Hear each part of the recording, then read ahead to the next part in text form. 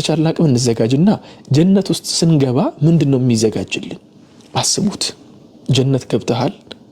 ያ ዘና የምትልበት ቦታ ላይ ምንም ነገር የማያሳስብህ የልጆች አስቤዛ ገዛው እንትን ገዛው የትምህርት ቤት ልብስ ገዛው የእንትን ገዛው የለም በሰላም ነው የምትኖረው። እንዴው አንዴ ፈርሸህ ቁጭ ካልክ ከባለቤትህ ጋር ጀነት ውስጥ ፈርሸህ ቁጭ ካልክ እከሌ ጠራኝ የለ ሌላው ነገር ይቅርና ማለት ነው ለሰላት ራሱ መነሳት የለም። ሰላት እኮ በጣም ደስ የሚል ነገር ነው። حتى شوف ለሰላት ራሱ መነሳት የለም። አስበው እስቲ ምን ያክል ደስ እንደሚል الله سبحانه وتعالى ያወደስክ ነው የምትኖረው እዚያ ውስጥ ማወደስ ስለ الله سبحانه وتعالى ደግመህ ደጋግመህ ማንሳትህና እንትን ማለትክ ላንተ እንደስትንፋስ ነው ተጨንቀህበት የምታመጣው ሳይሆን ማለት ነው እንደስትንፋስ የሚመጣልህ ነገር ነው ማለት ነው። ገባ? ከዚያስ ጀነት ውስጥ እየተንፈላሰስክ ዘና ፈታ እያልክ ዛሬ ላይ እዚህ ዱንያ ላይ የሚያሾፉብህ አንዱ 72 ሲል አንዱ 70 እንትን ሲል አላህ ቀጥተኛው መንገድ ካልመራቸውና ትክክለኛው መንገድ ካልተመሩ ዛሬ ላይ እንደሚያፈዘው አላህ Subhanahu Wa Ta'ala ፊት ሲሄድ ደግሞ እንደሚል ታውቃላችሁ። ሱብሃንአላህ ያንን አያ በተመለከት ቁጥር والله العظيم የሌላ እምነት ተከታዮች ያሳዝኑኛል። ያንን አያ ባየሁ ቁጥር ማለት ነው وكنتم منهم تضحكون على الله سبحانه وتعالى ዱንያ ላይ ያሉ እኮ እነሱ ስለ አላህ ሲናገሩ ስለ መልካም ነገር ሲናገሩ ፈጣሪን ስለመገዛት አላህን ስለማምለክ ስለ ጀነት ጸጋዎች ስለ عذاب ቅጣቶች ሲናገሩ وكنتم منهم تضحكون ተስቁባቸው ነበር እነሱን ተስቁባቸው ነበር ታፌዙባቸው ነበር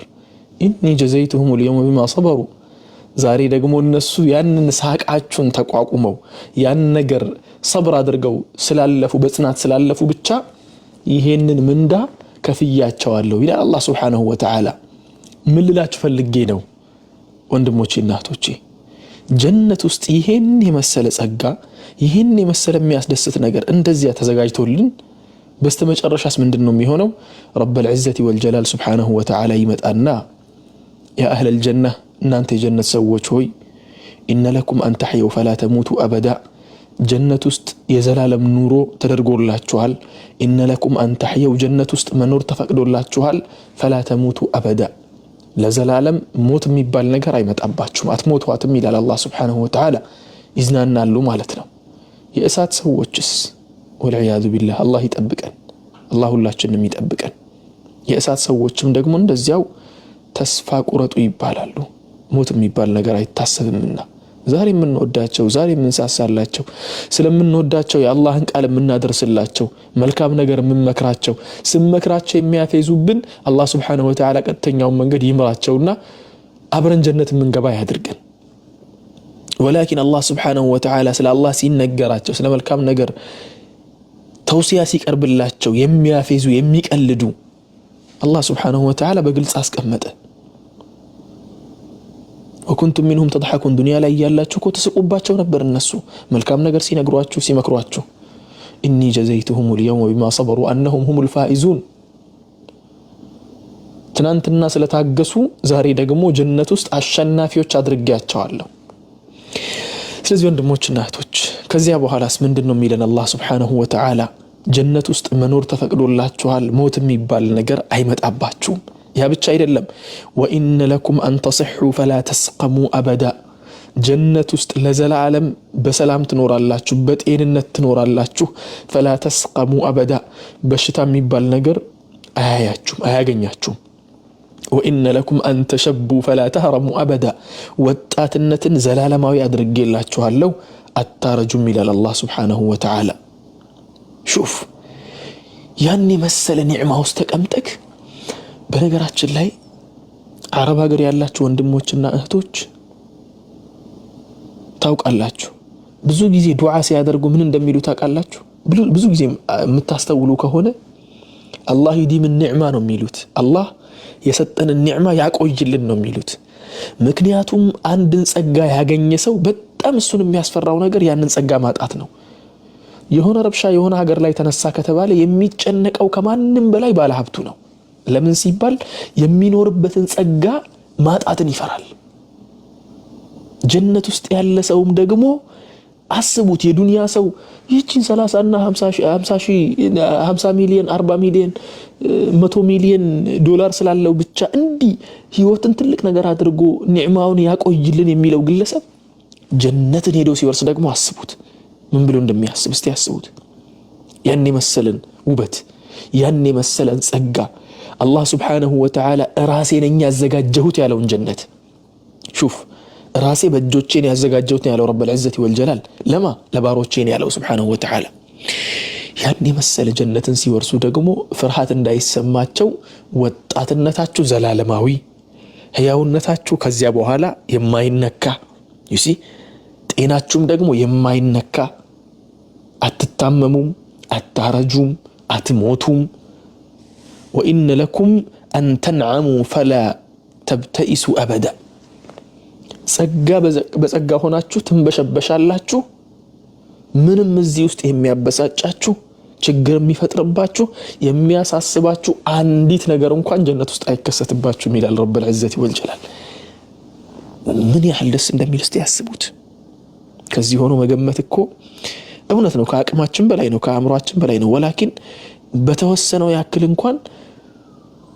በዱንያው ቤት ውስጥ እንኳን እስቲ ያስቡት ተፈርሾ በጣም ደስ በሚል መልኩ ተነጥፎ ቤቱ ያ የተነጠፈው ቤት ውስጥ የሚያማምሩ ምግቦች ተዘጋጅተውልክ ያን ነገር ካየህ ምንድነው የሚሰማ? በቃ ይሄ ቤት ያንተ ቤት ነው። በዚያ ላይ ደግሞ 30 ሚሊዮን ዶላር አሳልፈልልሃል። ከዚህ በኋላ 5 ሳንቲም አትሰራም ወጥተህ ቤት ውስጥ ቁጭ ብለህ እዚሁ ፈርሸህ ትበላለህ ትጠጣለህ ዘና ብለህ ትኖራለህ ጂም ከፈለክ ወጥተህ ትጠቀማለህ የምትባል ከሆነ ምንድነው የሚሰማክ? አላህ ደግሞ Subhanahu Wa Ta'ala ዱንያ ላይ صبر ያደረጉ ሰዎችን የታገሱ ሰዎችን መልካም ነገር የሰሩትንና መጥፎ ነገር የራቁ ሰዎችን ይሄን ነገር አዘጋጅቶላቸዋል ማለት ነው። አላሁ አክበር اللهم اجعلنا منهم يا رب العالمين። ይሄ ነገር ይሄ አሁን የተናገርኩት ሐዲስ ኢማሙ ሙስሊም የዘገቡት ሐዲስ ነው። ወንድሞችና እህቶች ጀነት ይሄን ይመስላል ማለት ነው። ጀነት አላህ Subhanahu Wa Ta'ala ለባሮቹ ያዘጋጀው ጀነት ይሄን ይመስላል። ጀነት እንዴት ነው የሚገባው? መጀመሪያ በነገራችን ላይ ስለ አኺራ ጉዳይ እናውራ ከተባለ የአኺራ ጉዳይ በጣም ረጅም ነው ቶፒኩ ማለት ነው። እኔ እውነቱን የምነግራችሁ ነገር ስለ አኺራ ጉዳይ ምን ያህል ጊዜ እንደተማርን ታውቃላችሁ? ወላሂ 6 ወር በተከታታይ ነው የተማርነው። 6 ወር ነው የተማርነው ስለ አኺራ ስለ ነገው ዓለም ማለት ነው። ኢስላም ውስጥ እኔ በጣም ደስ ከሚለኝ አንዱ ትልቁና ዋነኛው ነገር ኢስላም ውስጥ ሁሉም ነገር በማስረጃ ነው የሚሄደው አንደኛ። ሁለተኛ ነገር ደግሞ የሚቀርበው ማስረጃ የተሟላ ማስረጃ ነው። ስለ አኺራ ሲነገር አንድ ባንድ ስቴፕ በስቴፕ ነው። እነሱ መሐከል ማናውቃቸው ነጥቦች አሉ። አሉ ማናውቃቸው ነጥቦች አላህ ብቻ የሚያውቃቸው ነጥቦች አሉ። ወላኪን ከሁሉም ነጥቦች ግን የምናውቃቸው የሆነች ትንሽ የፖይንት ግን አለች። ያቺን ፖይንት ግን ከነ ማስረጃ ነው የምናቀርበው። እና ወንድሞችና እህቶች ስለሱ በአጠቃላይ እናውራ ከተባለ ይረዝማል። ስለ ሸፋዓ ጉዳይ እናንሳ ከተባለ ስለ ምን ጉዳይ እናንሳ ከተባለ በጣም ይረዝማል። ስለዚህ እናሳጥረውና ወደ እንትኑ ጉዳይ እናምጣው። ጀነትን ለመግባት ሲኬድ ማን ነው የጀነትን በር ሄዶ የሚያስከፍተው? የጀነትን በር ማን ነው ሄዶ የሚያስከፍተው? ወንድሞቼ ጨመቅ አድርጌ ሳቀርብላችሁ ነገ ጉዳዩ በጣም ከባድ ነው። የአኺራ ቀን ጉዳዩ በጣም ከባድ ነው። በጣም አላህ Subhanahu Wa Ta'ala ቁርአን ላይ ሲናገር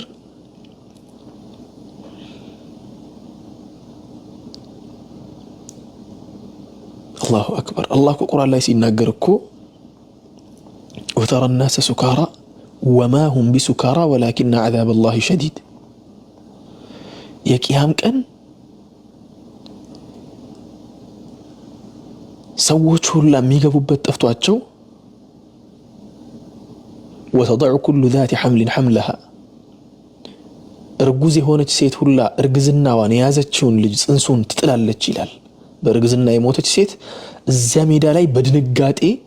በሚኖረው ጋጋታ በድንጋጤው ብዛት የምትጥልበት ቀን ነው ከክብደቱ የተነሳ ማለት ነው። ወተረ الناس سكارى አለ ሰዎች ሁላ ሰክረው የሚሄዱበት ጠፍቷቸው ታገኛቸዋለህ ወማሁም ቢሱካራ ደግሞ እኮ እንደዚያ የሰከሩ የሚመስሉት ጠጥተው አይደለም ማለት ወይ ደግሞ ሰክረው አይደለም እነሱ ولكن عذاب الله شديد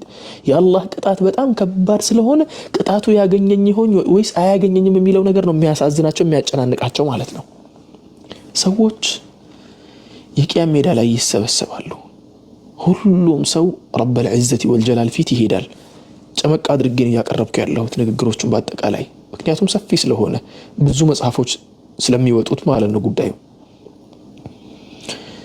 አንደኛ ነገር ሞተን ቀብር ገባን ቀብር ውስጥ መጠየቅ አለ ቀብር ውስጥ መቀጣት አለ ቀብር ውስጥ መዝናናትም አለ ከዚያ በኋላ ደግሞ ከቀብር በኋላ ወደ አላህ Subhanahu Wa Ta'ala እንነሳለን ስንነሳ ደግሞ وميكون الناس كالفراش المبثوث ነው እንዳንበጣ ነው ሰው ሁሉ የሚሮጠው እንዳንበጣ መሄጃው ምኑ አይታወቅም ግር ብሎ ነው የሚሄደው በቃ ሰው ለመሰብሰብ ማለት ነው ተሰበሰበ ከዚያ በኋላ መጽሐፍ ይሰጠዋል ሁሉም ሰው መጽሐፉ ይሰጠዋል ብቻ አይደለም መጽሐፍ እየተሰጠውም ሁሉም ሰው ኢላ ويكلمه ربه صلى الله عليه وسلم نبيه أو كما قال عليه الصلاة والسلام ማንም ግለሰብ ማንም የቂያም መሬትን የረገጠ ሰው ማለትም የሰው ልጅ የሆነ ሰው ማጠቃላይ ሰው ማለት ነው በአጠቃላይ አላህ Subhanahu Wa Ta'ala ፊት ለፊት ቆሞ አንድ በአንድ ሳይተሳሰብ አይሄድም ማለት አንድ በአንድ ይተሳሰባል ይሄንን ሰርታል በሚል ማለት ነው በስተመጨረሻ እያሉ ስራቸው እንትን እየተባለላቸው ሰው ሁላ ተሰብስቦ ሚዛን ተመዝኗል በስተመጨረሻ ሰው ሁላ ነቢያቶች ጋር መሄድ ይጀምራሉ አማላጆችን ፍለጋ ነቢያቶች ጋር ይሄዱና መጀመሪያ አባታችን አደም ጋር ነው የሚሄደው ከአደም በኋላ ደግሞ ነቢያቶች ላይ እየዞሩ ሁሉም ነቢያቶች የኔ አይደለም እኔ እንዲህ አይነት ችግር አለብኝና ይሄን ማድረግ አልችልም እያሉ እንቢ ይላሉ በስተመጨረሻ ነብያችን ሰለላሁ ዐለይሂ ወሰለም ጋር ይመጣሉ ምክንያቱም ነብዩ ሰለላሁ ዐለይሂ ወሰለም ከነቢያቶች መካከል የነቢያቶች መጨረሻ ናቸው ዐለይሂ ሰላቱ ወሰላም አላህ Subhanahu Wa Ta'ala እሳቸውን ከሌሎች ነቢያቶች በአጠቃላይ ካላቀባቸው አንደኛው ነገር መደምደሚያ መሆናቸው ሁለተኛው ነገር ደግሞ አላህ Subhanahu Wa Ta'ala የሰው ልጆች መመሪያ የሚሆነው ነገር በአጠቃላይ በእሳቸው ላይ ስለሰበሰበ ነው ፖለቲካዊ ህይወትን ማህበራዊ ህይወትን ኢኮኖሚያዊ ህይወትን ትምህርታዊ የእውቀት ህይወትን አጠቃላይ የሰው ልጅ ይኖርበታል የሚባለው ነገር በአጠቃላይ የሰው ልጅ የህይወቱ መለኪያ አድርጎ ሊይዘው የሚችለውን ውሃ ልኩን በእሳቸው ላይ ያስቀመጠው ሰለላሁ ዐለይሂ ወሰለም ስለዚህ አላህ Subhanahu Wa Ta'ala ሊዋኡል ሐምድ ለነብዩ ሰለላሁ ዐለይሂ ወሰለም ነው የተሰጠው ያ እድል ማለት ነው ትልቁ ሽምግልና የሚባለው ትልቁ ሸፋዓ የሚባለው ለእሳቸው ብቻ ነው የተሰጠው እሳቸው ሰለላሁ ዐለይሂ ወሰለም ትልቁን ሽምግልና ይቆማሉ አላህም ደግሞ ሰል ቱዕጣ ወሽፋዕ ትሸፋዕ ብሎ አላህ Subhanahu Wa Ta'ala እሳቸውን ይቀበላቸውና ወደ ጀነት የሚገቡ ሰዎችን ይዘው ወደ ጀነት እንዲሄዱ ይፈቅድላቸዋል ከዚያ በኋላ ነብዩ ሰለላሁ ዐለይሂ ወሰለም የአላህ Subhanahu Wa Ta'ala ባሮችን ሰብሰብ አድርገው ይዘው ወደ ጀነት በር ይሄዳሉ ጀነት በር ጋር ይደርሳሉ ይሄንን ኢማሙ ሙስሊም ነው የዘገበው ሐዲሱን 197ኛው ሐዲስ ላይ የጀነት በር ላይ ሲደርሱ አቲ ባበል ጀነት يوم القيامه فاستفتح የጀነት በር ላይ ደርስና አስከፍታለሁ አሉ ክፈት ብዬ ለዋለው فيقول الخازن من انت ማን ይለኛል የጀነት ጠባቂ ደግሞ ሪድዋን ነው እንደምታውቁት ማን አንተ ይለኛል ማን አንተ ሲለኝ فاقول محمد ነኝ ብዬ መልስለታለሁ فيقول بك امرت لا افتح لاحد قبلك بك امرت ባንተ ነው የታዘዝኩት ማለትም ላንተ ብዬ እንድከፍት ነው የታዘዝኩት لا افتح لاحد قبلك كانتو بفيت لما نمال كفتن بلو يملس الله اللهم صل وسلم على سيدنا محمد وعلى آله وصحبه ومن تبعهم بإحسان إلى يوم الدين اللهم صل وسلم على نبينا محمد اللهم صل وسلم على نبينا محمد وعلى آله وصحبه ومن تبعهم بإحسان إلى يوم الدين اللهم صل وسلم على نبينا محمد وعلى آله وصحبه ومن تبعهم بإحسان إلى يوم الدين اللهم صل على محمد وعلى آل محمد كما صليت على إبراهيم وعلى آل إبراهيم إنك حميد مجيد الله أكبر اللهم صل وسلم على نبينا محمد وعلى آله وصحبه ومن تبعهم بإحسان إلى يوم الدين يا رب العالمين ስለዚህ አሁን ጀነትን ስንገባ بإذن الله تعالى ነብዩ ሰለላሁ ዐለይሂ ወሰለም ናቸው ከሁሉም ሰው ቀድመው በሩን የሚያስከፍቱት ነብዩ ሰለላሁ ዐለይሂ ወሰለም ሌላ ሐዲታቸው ላይ ሲናገሩ أنا أكثر الأنبياء تبعا يوم القيامة بقيام ألتكو كهلم نبياتوش مهكل كفتنياون يتكتايوچن ቁጥር ጅመጣውን ይነኛሉ ሰለላሁ ዐለይሂ ወዐላ አሊሂ ወሰህቢሂ ወሰለም ከፍተኛውን የተከታዮችን ቁጥር ጅመጣውን ይነኝ አንዳንድ ሰዎች አሁን ሊጠይቁ ይችላሉ ማለት አሁን ለምሳሌ በዚህ ዘመን አሁን ባለንበት ዘመን ከሙስሊሙ ክርስቲያኑ ይበልጣል በቁጥር ማለት ነው እንዲሁም ደግሞ ከሙስሊሙ ቡዲስቱ ይበልጣል እነሱ ታዲያ ከኛ ይበልጡም እንዴ ከነቢያቶቻቸው ጋር አይሄዱም እንዴ ብሎ የሚጠይቅ ሰው አይጠፋም የዋህ ሰው ማለት ነው አንደኛቸውም የነቢያቶች ተከታዮች አይደሉም የራሳቸውን ፍልስፍና ነው እንጂ የሚከተሉት የነቢያቶች ተከታይ ቢሆኑ ነቢያቶች ያስተማሩትን ትምህርት ባስተማሩ ነበር ማለት ነው ነብይ አላህ ኢሳ አለይሂ ሰላም ያስተማረው አምላክን በብቸኝነት እንዲገዙ ነው አላህን Subhanahu Wa Ta'ala ነብይ አላህ ሙሳ ያስተማረው አላህን Subhanahu Wa Ta'ala በብቸኝነት እንዲገዙ ነው ነገም ከነብይ ኢሳ ጋር የሚቀሰቀሰው እሱን ያመለከ ሳይሆን እሱን ነብይ አድርጎ በአምላኩ በአላህ Subhanahu Wa Ta'ala ያመነ ሰው ብቻ ነው ማለት ነው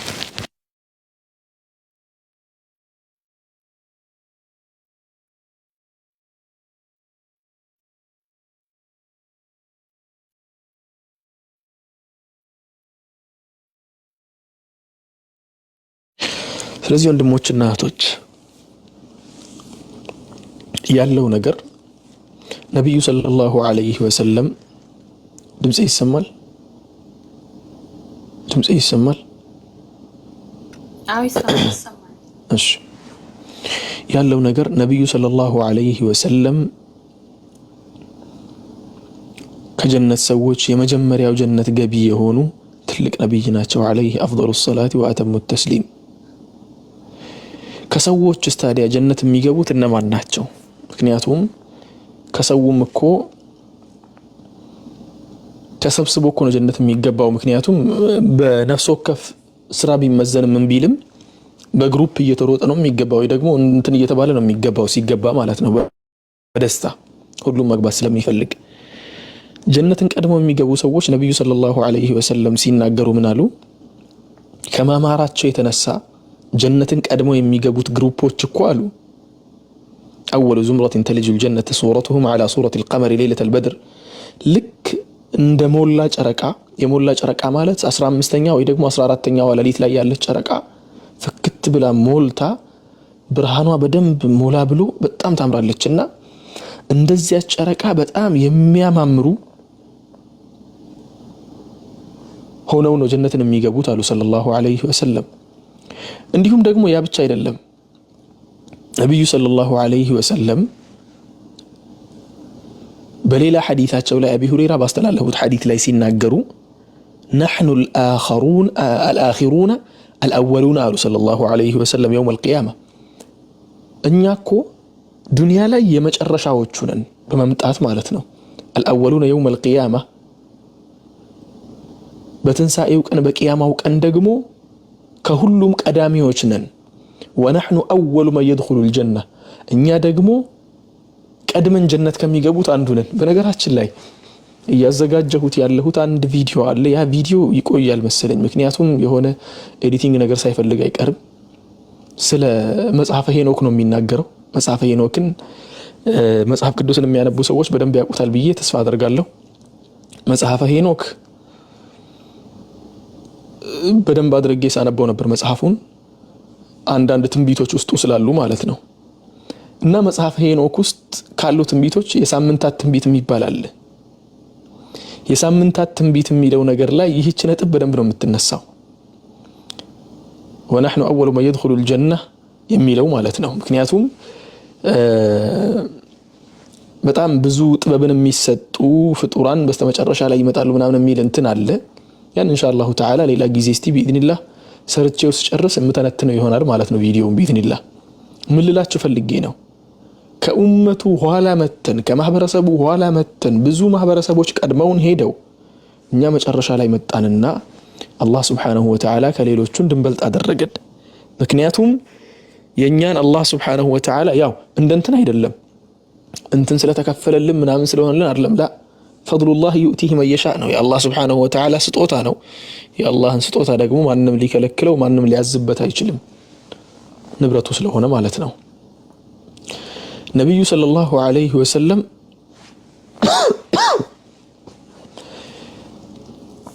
ይሄን ነገር እንዲህ ብለው ተናገሩ ማለት ነው። አሁን ያልኩትን የነገርኳችሁን ነገር ማለት ነው። በስተመጨረሻ ደግሞ በስተመጨረሻ ማን ነው ጀነትን የሚገባው? ጀነት ለነማን የተዘጋጀችው የሚለውን ነገር እስቲ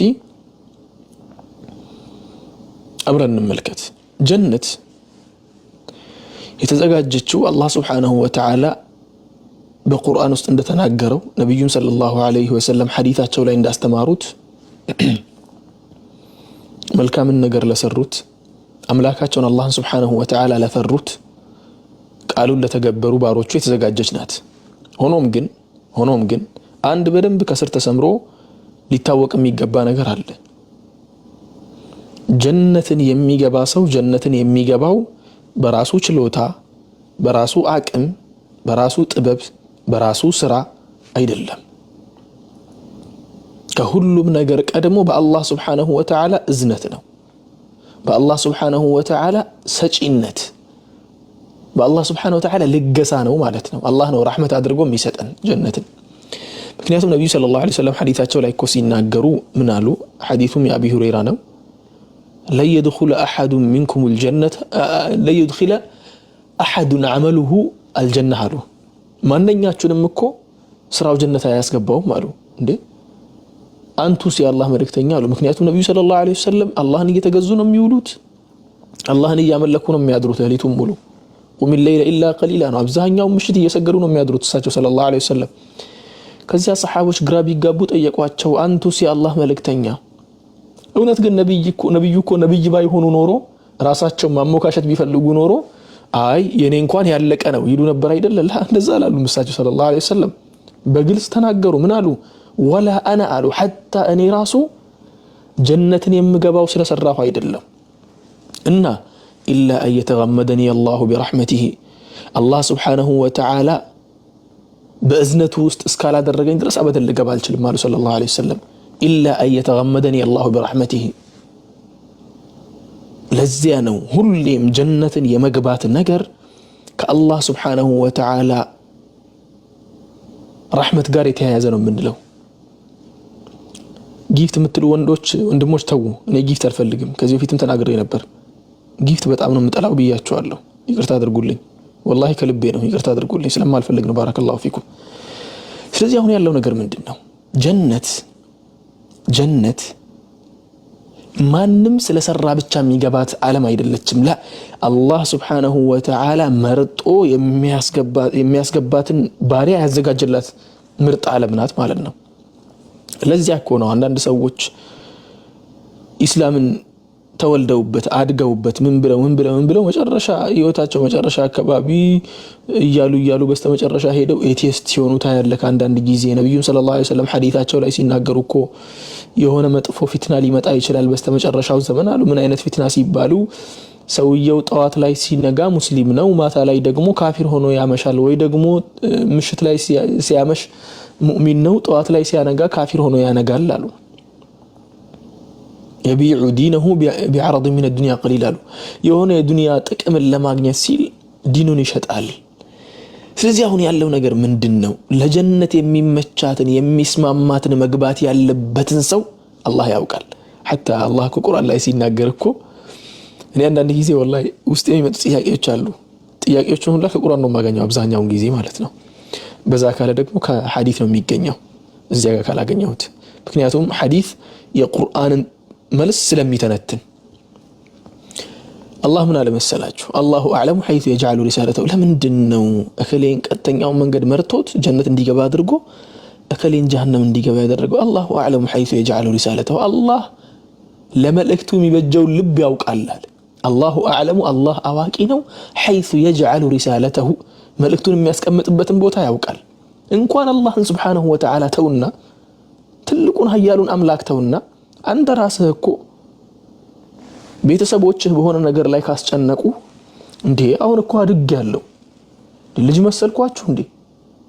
ስለራሴ ማሰብ ማልችል ይመስላችኋል ትላለህ አይደል እንደዛ እኮ የምትለው ለቤተሰቦችህ ራሱ ማለት ነው الله ደግሞ ወሊላሂ ለመሰሉ الأعلى رب العزة والجلال የፈለገውን ነገር የሆነ ቦታ ሲያስቀምጥ ለሂክማ ነው حكمة بالغة የመጨረሻ ጥግ የደረሰች ጥግ የነካች ሂክማ ናት الله سبحانه وتعالى ዘንድ ያለው ጥበብ ያ الله ጥበብ የመጨረሻ ቶፕ ላይ ያለው ጥበብ ነው ማንንም ሊደርስበት የማይችለው ጥበብ በዚያ ጥበቡ ነው الله سبحانه وتعالى የመራውን መርቶ ያጠመመውን ያጠመመው ማለት ነው ለዚያ ነው الله أعلم حيث يجعل رسالته ያለው حتى እኔ ሼኻችንን ጠይቄው ነበር ሼኽ صالح السندي ሼኽ صالح السندي ጠይቄያቸው ነበርና ሼኽ صالح አሁን ያነሳውትን ጥያቄ ማለት ነው ሰዎች አሁን እንትን የሚሉት ማለት አንድ ሰው ሌላ ሃይማኖት ውስጥ እኔ حتى ክርስትና ነበር እንደምሳሌ ያነሳሁለት ክርስትና ላይ አደገም በላልኩት ቤተሰቦቹ ክርስትና ላይ እሱን ያሳደጉት ክርስትና ላይ ካደገ በኋላ ስለስልምና ሊሰማ ይችላል ወላኪን በቃ አላሳመነኝም ብሎ ምክንያቱም ዶግማ አንዴ አእምሮ ውስጥ ከገባ ብዙ ጊዜ ሰውን የመቆጣጠር አቅም አለውና በቃ በዚያ ነገር ተቆጣጥሮት ምን ብሎ በቃ በዚያ ነገር ላይ ቆይቶ እንትና አላለም ልቡን አልከፈተም ራሱን እንትና አድርጎ በአባት በእናቴ መንገድ ላይ ያለ ነው የሞተው በየስለው ስማኛ አለኝ ያ ሙዓዝ ይህ ግለሰብ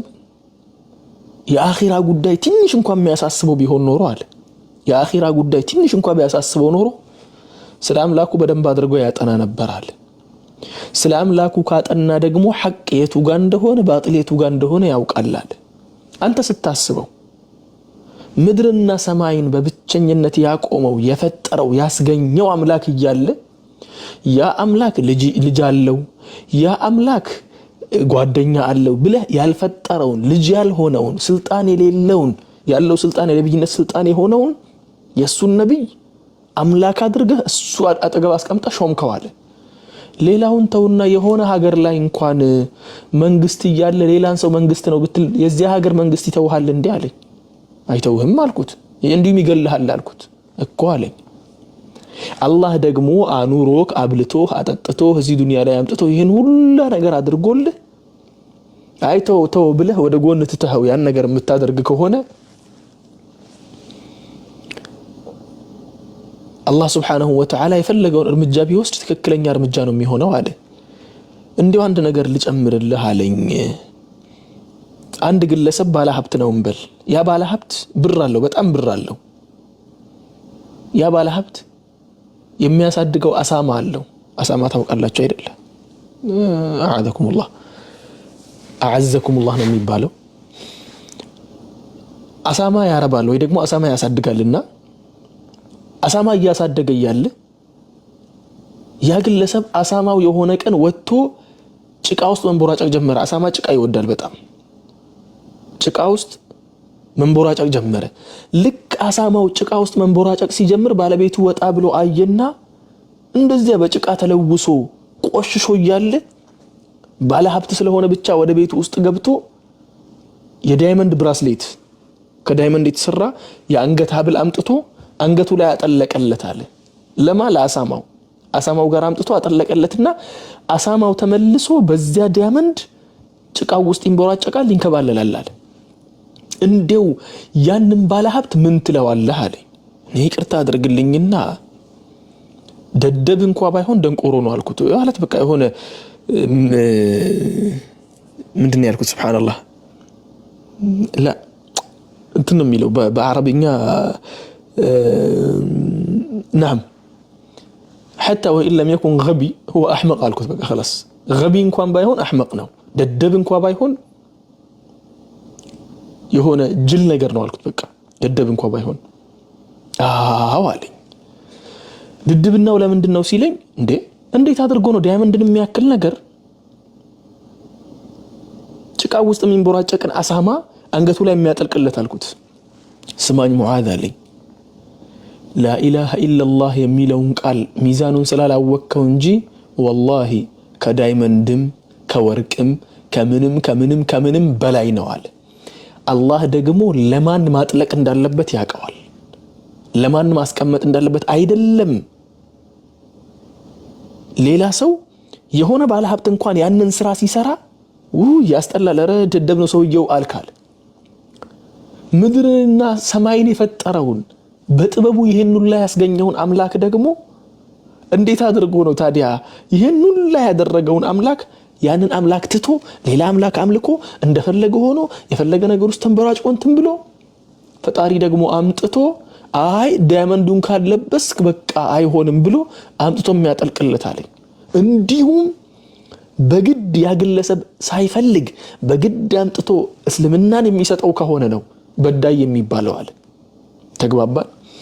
እና ከዚያ ቀን በኋላ ይህ ጥያቄ خلاص ውስጤ ዞር ብሎ ማያውቅ ምክንያቱም ፌር ነው خلاص አንድ ግለሰብ ልክ እዚያ ጋር ላሳማው መስጠት እንደማይገባው ሁላ እንደዚያ ነው ስለዚህ አሁን ምን አለ አላህ Subhanahu Wa Ta'ala ረህመቱን ሲፈልግልህ ነው ጀነትን የሚያሻልህ ሲያዝንልህ ነው መልካሙን መንገድ የሚያስይዝህ ሲያዝንልህ ነው ወደ ጀነት የሚመራህ ማለት ነው ወንድሞችና እህቶች يا الله سبحانه وتعالى قرآن لا يكون سيناجر ودخلوا الجنة بما كنتم تعملون ወደ ጀነት ግቡ በምን ተሰሩ በነበረው ነገር ለምን የምትሰራው ነገር ጀነት ውስጥ የምትቀመጥበትን ቦታ ይወስንልሃል ولكن اصلا ጀነት ለመግባት ራሱ የአላህ እዝነት ያስፈልጋል ወደ ትክክለኛው ሂሳብ ደግሞ እንምጣ ከተባለኮ እንዴ አላህ Subhanahu Wa Ta'ala የዋለልን ውለታ እንቁጠር እስቲ ወንድሞች እንቁጠር እስቲ ባለፈው አንድ ቪዲዮ ሰርቼ ነበር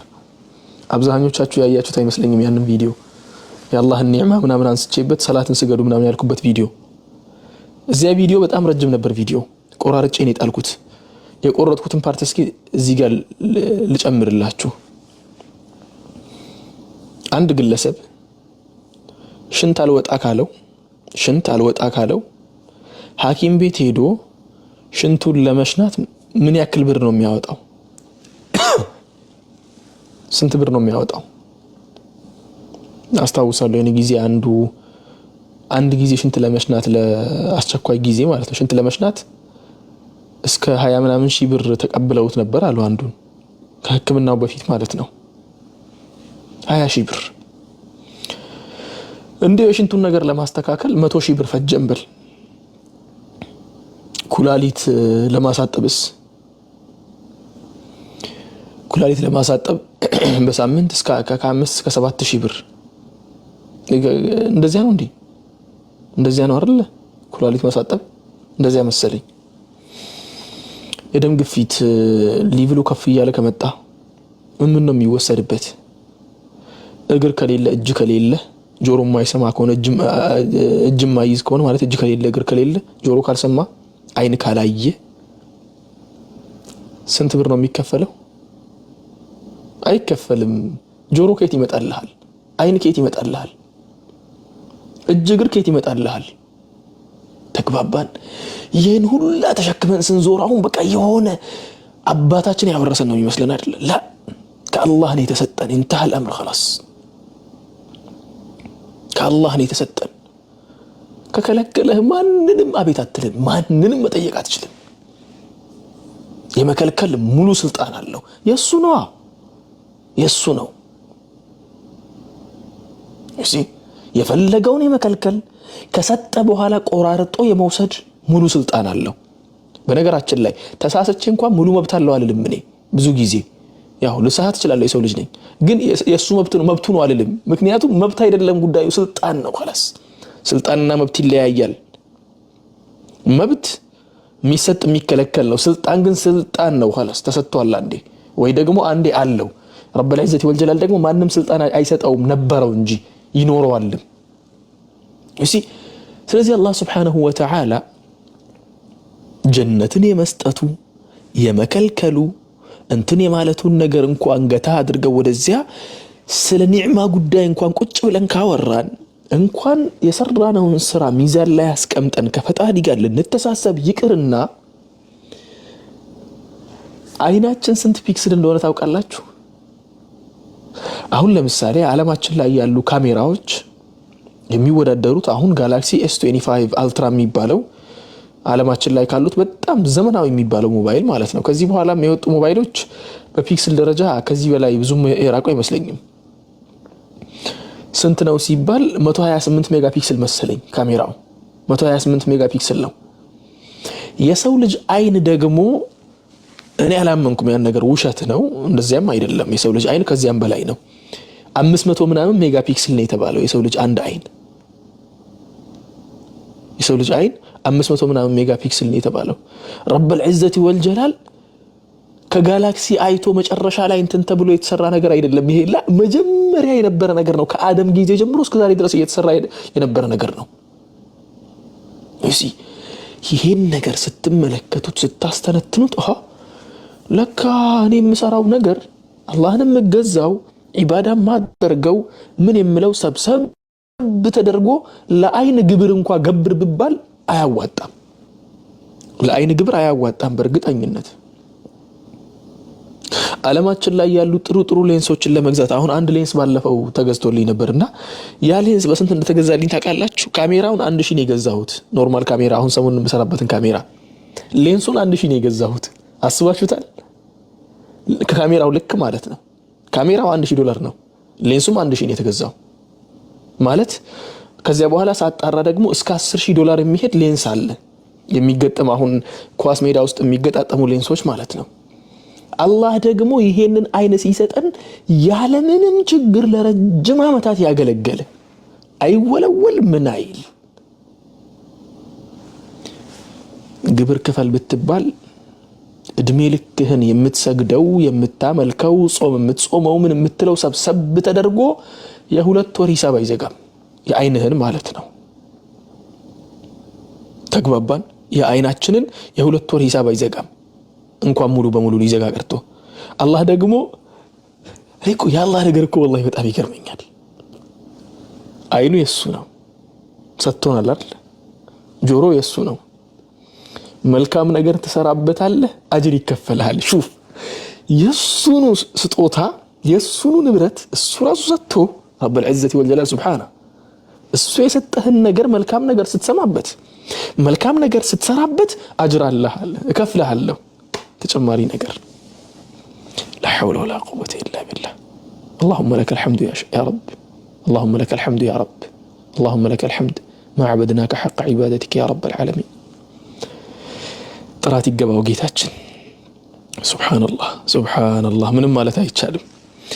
ስለዚህ ወንድሞችና እህቶች ስለ ሂሳብ ጉዳይ ከመጣ ጀነት ለመግባት ስራችን እንዲው ከእከሌ በላይ ለፍቷልና ሚዛኑን ልጨምርለት ብሎ رب العزة والجلال ጨምሮልን ያስገባናል እንጂ ግብሩን ከፍለን ምኑን ጨርሰን ምናምን አይደለም አንዳንዱ ብዙ ጊዜ እንትን ነው የሚለው ማለት ካሉት ሰዎች ክፋት አንፃር ዞር ይልና አቅራቢያው ላይ ያሉ ሰዎች እንዳለ መጥፎ ነገር የሚሰሩ ከሆነ ራሱን እንትን ይድና እኮ ምርጥ ያላህ ባሪያ ነኝ ይላል ወደ ሐቂቃው ግን ስትመለስ ያላህ Subhanahu Wa Ta'ala የሰጠው ስጦታ በአጠቃላይ ሰብስቦ حرام ላይ ያዋልን ስንት መጥፎ ነገሮችን እየሰራንበት ስንት መጥፎ ነገር እያዳመጥን እያየንበት ከዚያ በኋላ ግን ራሳችንን እንትን ላለን ስለዚህ ወንድሞችና እህቶች እኔ ስለ رب العزة والجلال ስለ አላህ Subhanahu Wa Ta'ala እንዲሁም ከጀነት ይልቅ ስለ አላህ ጉዳይ ላውራ ብል ዛሬ ጭንቅላታችሁ እስኪፈነዳ ድረስ ነበር ትንሽ አንዳንድ ነገሮችን ማወራላችሁ በሂሳብ በተለይ በሂሳብ ነገር ላይ በጣም ረጅም ሊሄድ ስለሚችል ማለት ነው ጉዳዩ በጣም ረጅም ስለሆነ የአላህ Subhanahu Wa Ta'ala ችሎታው ኃያልነቱ ይሄን የመሰለ ትልቅ አምላክ ይሄን ሁሉ ያስገኘን አምላክ ይሄን ሁሉ ያደረገን ፈጣሪ ብንገዛው ብናመልከው ብንሰግድለት والله ያንስበታል እንጂ እንዴው ከኛ የሚገባው ነገር ራሱ ያደረግን አይደለም حتى ሌት ተቀን እንኳን ብንገዛው ማለት ነው ስለዚህ ወንድሞችና እህቶች ጀነት የሚገቡት እነማን ናቸው ብለናል ጀነት የሚገቡት የለፉ ነብዩ ሰለላሁ ዐለይሂ ወሰለም ሲናገሩ እኮ በሽር المشائين في الظلم بالنور التام يوم القيامه አሉ በመሽት በጨለማ ውስጥ ወደ መስጂድ መሄድ የሚያበዙ ሰዎች ዒሻ እና ፈጅር ሰላት ለመስገድ የሚሄዱ ሰዎችን በጀነት አበስራቸው አሉ ያ ብቻ አይደለም በጣም ብዙ ነገሮችን ለአላህ ብለው የመጸወቱ ብዙ ነገሮችን ለአላህ ብለው ሳክሪፋይ ያደረጉ ብዙ ነገሮችን ለአላህ ብለው የተው ለአላህ ብለው ይቅርታ ያደረጉ እስቲ ስንቶቻችንን ከጓደኞቻችን ከቤተሰቦቻችን ከናት ከአባቶቻችን ከእህት ከወንድሞቻችን ጋር በሆነ በዱንያ ጥቅም ተቆራርጠን ያለን የለንም እዚህ ውስጥ አለን እኮ እዚህ ውስጥ አይደል አለን እንዴው አንድ ነገር ልበላችሁ እስቲ ይሄን ሁሉ ነገር አንስተን ተነጋግረን አላህ Subhanahu Wa Ta'ala ይሄን ሁሉ ውለታ ውሎልን እጅ ሰጥቶ እግር ሰጥቶ ጆሮ ሰጥቶ አይን ሰጥቶ ይሄን ሁሉ ውለታ ከዋለልህ በኋላ በጆሮ ሙዚቃ ያዳመጥክበት በአይን حرام ያየንበት ባፋችን መጥፎ ነገር እየተናገርንበት ሰውን ያማንበት ምን ያደረግንበት ዙልም በእጃችን ደግሞ የሰውን ሐቅ እንትን ይያልን ሰውን እየበደልንበት ምን ይያልን ከዚያ በኋላ የሆነ ታይም ላይ አላህ እንዴው አግርቶልን በምላሳችን እኮ ነው በእጃችን ሁሉ ያሰራነው ነገር ተመልሰን በምላሳችን ብቻ አላህ ሆይ ይቅር በለን አልን انتهى الامر ጉዳዩ ከውስጥ ከሆነ ከልባችን ከመነጨ ያ ተውባ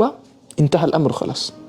ይሄን ሁሉ አድርገልህማ አትለቀቅም አይልህም ረብ العزة والجلال ይቅርታ ያደርግልናል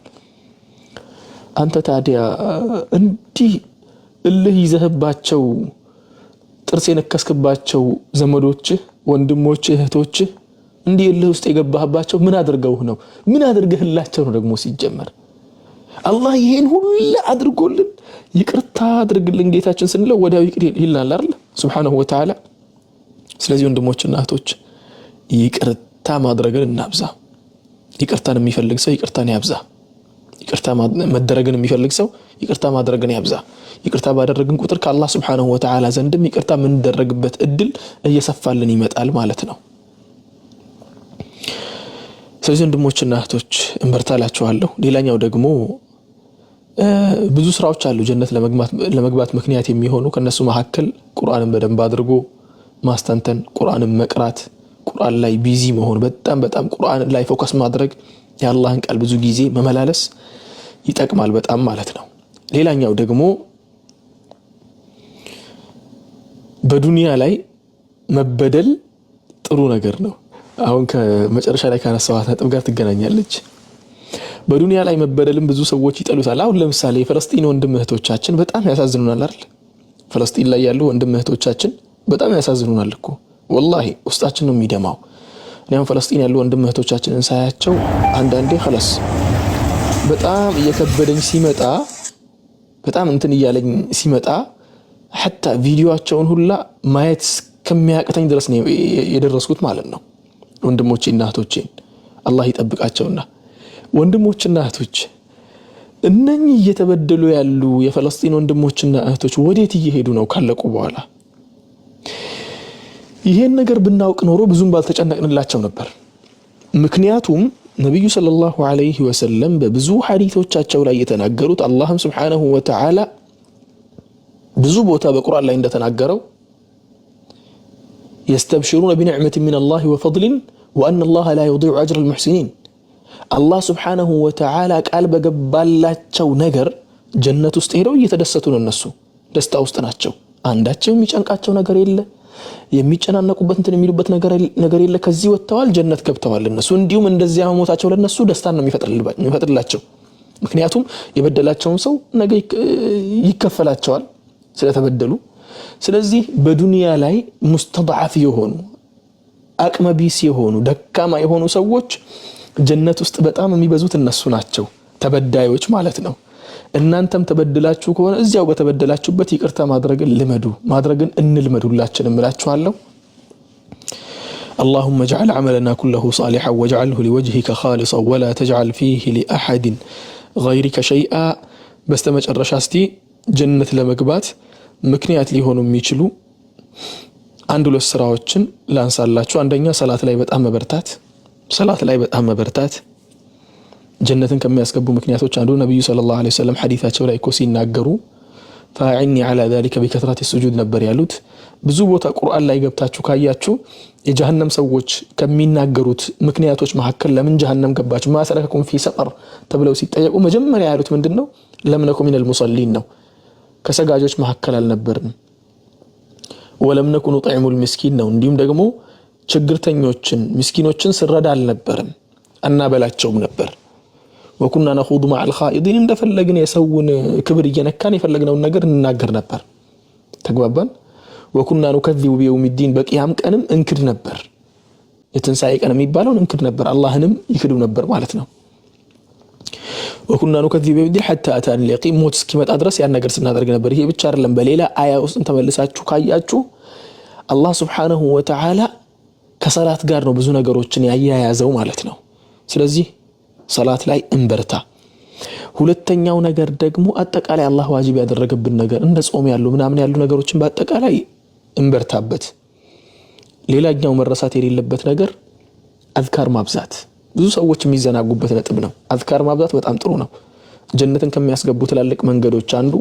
ዚክር ማብዛት በጣም ጥሩ ነው ማለት ነው ሱብሃንአላህ ወልሐምዱሊላህ ወላሁ አክበር ማድረግ ለምንድነው ያ ነገር በጣም የሚጠቅመው በምላስ ብቻ ዝም ብሎ ቁጭ ብሎ አንዳንድ ነገሮች መደጋገም አይደል እንዴ ነዓም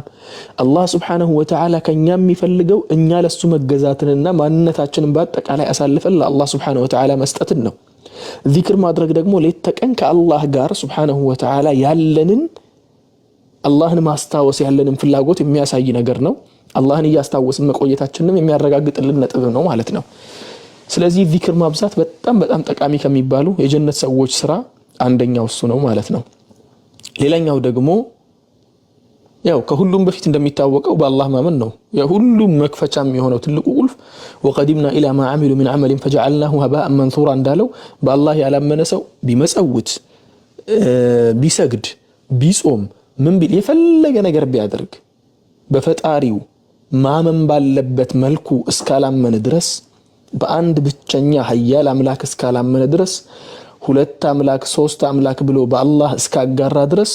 ጀነት የሚባል ነገር ولا يجد ريحها اصلا ከጀነት ጋር ጭራሽም አይገናኝም ጀነትና እሱ ላይ የቅልናቸው አራምባና ቆቦ አይገናኙም ማለት ነው ቅድምም ሲጠየቅ ነበር አንድ ጥያቄ አይቻለሁ ከስር ሙስሊም ያልሆኑ ሰዎች ጀነት ይገባሉ አበደን ጀነት አይገቡም አበደን በአላህ ያላመነ ሰው ጀነት ሙስሊም ማለት በስተ እንትኑ በትርጉም ደረጃ ሙስሊም ማለት ነው ሙስሊም ማለት من اسلم وجهه الى الله ነው ለአላህ ራሱን የሰጠ ማለት ነው ሙስሊም ብሎ ማለት ለአላህ ራሱን የሰጠ ለአላህ የተገዛ ለአላህ ባሪያ የሆነ ማለት ነው ሙስሊም ብሎ ማለት ነቢያቶች በአጠቃላይ ሙስሊም ብቻ አልነበሩም የሙስሊሞች መሪ ነበሩ ሲጀመር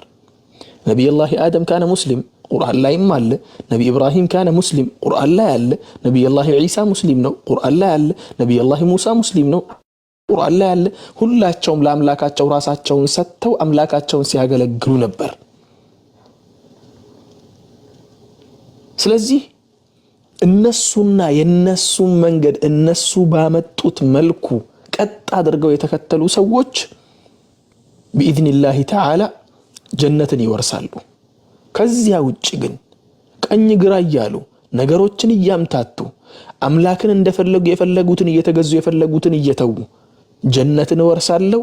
የፈጣሪን ቤት ወርሳለው አይታሰብም ማለት ነው አይታሰብም ምክንያቱም አላህ Subhanahu Wa Ta'ala ቁርአን ላይ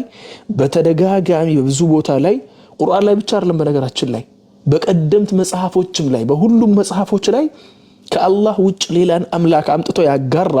ከአንድ ፈጣሪ ውጭ ሌላን አምላክ አምጥቶ ያጋራና ሌላን አምላክ አድርጎ የያዘ ሰው ጀነትን እንደማይገባ በግልጽ የተቀመጠ ነው። አላህ ብዙ ወንጀሎችን ሊምር ይችላል ይላል እኮ ቁርአን ላይ እኮ ኢነላህ ላ የግፊሩ አን ዩሽረከ ቢሂ ወየግፊሩ ማ ዱነ ዛሊከ ሊመን የሻ ከማጋራት ውጭ ያሉትን ወንጀሎችን ሊምር ይችላል አለ። ለፈለገ ሰው ይምራል። ማጋራትን ግን ለማንም አልምርም አለ። በኔ ካጋሩ ለማንም አልምርም፣ ማንንም አልምርም በኔ ያጋራን ሰው። ምክንያቱም የእናቶች ትልቁና ዋነኛው መስፈርት በአላህ ማመን፣ ከዚያ በኋላ ያሉት ደግሞ መልካም ስራዎች። መጀመሪያ ሰላት ነው። ከሰላት ቀጥሎ ሰደቃ መስጠትና መልካም ነገሮችን ማድረግ። ሌላኛው ደግሞ አዝካሮችን ማብዛት። ችግርተኛን ከችግር ማላቀቅ በጣም ትልቅ ከሚባሉ ተግባራቶች መካከል አንዱ ነው። ይሄን ያለው አላህ Subhanahu Wa Ta'ala መልካም ነገርን ሰርተው ትላልቅ አጅሮችን ካገኙ መሐከል ያደርገን። ዱዓ ማብዛትም ከአዝካሩ መሐከል ይካተታል። ዱዓ ላይም በደንብ አድርገን እንበርታ እላችኋለሁ። እንዲሁም እንትን ለማድረግ ጨመቅ ለማድረግ قد أفلح المؤمنون الذين هم في صلاتهم خاشعون والذين هم عن اللغو معرضون والذين هم للزكاة فاعلون والذين لفروجهم حافظون إلا على أزواجهم وملكت أيمانهم فإنهم غير ملومين فمن ابتغى وراء ذلك فلهم عادون والذين هم لأماناتهم وعهدهم راعون والذين هم على صلواتهم يحافظون أولئك هم الوارثون الذين يرثون الفردوس فيها خالدون مؤمنان بلو مالت على الله سبحانه وتعالى أونة من نني مؤمنان كو نجا والتوال ويدقموا نني نسعى والتوال أفلحوا بلو مالت የሆነ ከግባቸው ደርሰዋል ማለት ነው። خلاص ጀነትን ወርሰዋል፣ ከግባቸው ደርሰዋል። انما الذين هم في صلاتهم خاشعون صلاتቸው ውስጥ ለፈጣሪያቸው የሚተናነሱ ፈጣሪያቸውን በፍርሃት የሚገዙ ባሮቹ والذين هم عن اللغو معرضون ቀልድን የማያበዙ ሌት ተቀን መቀለድ ስራቸው ያልሆነ ከቀልድ ዘወር የሚሉ ማለት ነው። ለቀልድ ጀርባቸውን ሰጥተው ፈጣሪያቸውን መገዛት መልካም ነገሮችን መስራት ስራቸው ያደረጉ። ሌላኛው والذين هم للزكاة فاعلون ልባቸውን የሚያጠራን ነገር ብራቸውን መጽውተው ዘካ የሚያወጡ ሰደቃ የሚሰጡ ልባቸውን የሚያጸዳን ነገር የሚተገብሩ ባሮች አለ። والذين هم لفروجهم حافظون ብልታቸውን ደግሞ حرام ከሆነ ግንኙነት የሚጠብቁ إلا على أزواجهم أو ما ملكت أيمانهم ከሚስቶቻቸውና ከተዳዳሪዎቻቸው ወይ ደግሞ እነሱ ከሚያስተዳድሯቸው እንስቶች በስተቀር ወይ ደግሞ የነሱ ባሪያ የነበሩትም ማለት ነው። فإنهم غير ملومين ከነሱ ጋር ከሆነ አይተቹበትም ማለት ምክንያቱም ከነሱ ውጭ ሌላ ሰው ስለማይገናኛቸው የነሱ ስለሆኑ እነሱ ማለት ነው። فمن ابتغى وراء ذلك ከዚህ ውጭ ደግሞ ሌላ ቦታ ደግሞ ሌላ መጥፎ ነገር ነው የሰራ ሰው ደግሞ فأولئك هم العادون ድንበር ተላላፊዎች ናቸው። እነሱ ድንበርን ተላልፈዋል፣ የአላህን ድንበር ጥሰዋል። والذين هم لأماناتهم وعهدهم راعون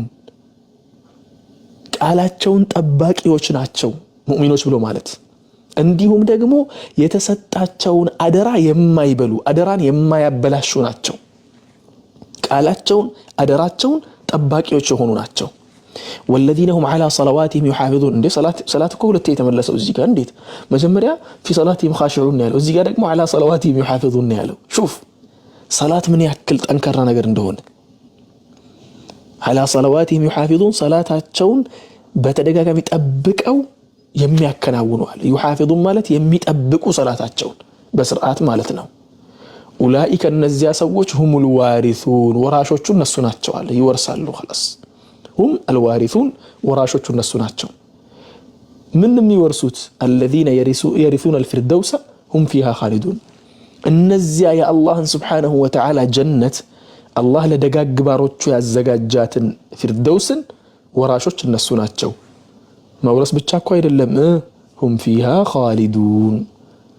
ዘወትር እዚያ ውስጥ ይኖሩባታል፣ ዘውታሪዎች ሆነው እዚያ ውስጥ ይከርማሉ አለ። አላህ Subhanahu Wa Ta'ala ከነሱ መሐከል ያድርገን። ፍርሃቱን አላህ Subhanahu Wa Ta'ala ይጨምርልን፣ ኢማን ይወፍቀን፣ መጥፎ ነገር ሁሉ አላህ Subhanahu Wa Ta'ala ከኛ ያርቅልን። ጭንቅላቴ ሊፈነዳ ነው፣ በጣም ደክሞኛል።